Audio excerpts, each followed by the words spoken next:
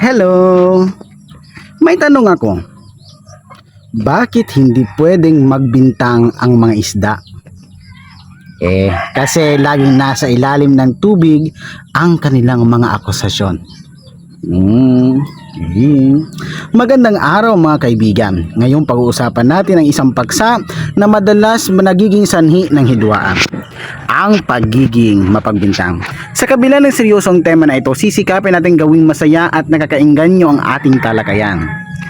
Ang pagbibintang ay hindi lang nagdudulot ng hindi pagkakaintindihan, kundi nakakaapekto rin sa ating relasyon sa ibang tao. Narito ang ilang tips kung paano natin maiiwasan ang pagbibintang. Una, maging mapanuri.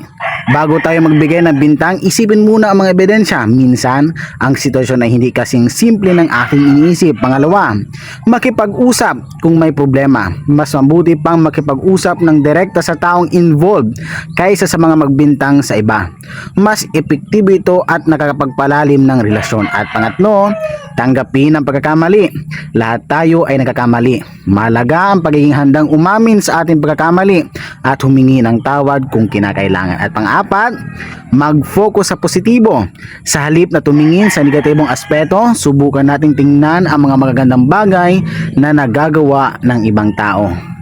Sa huli, ang pagkakaroon ng magandang ugnayan sa isa't isa ay mas mahalaga kaysa sa pagbibintang.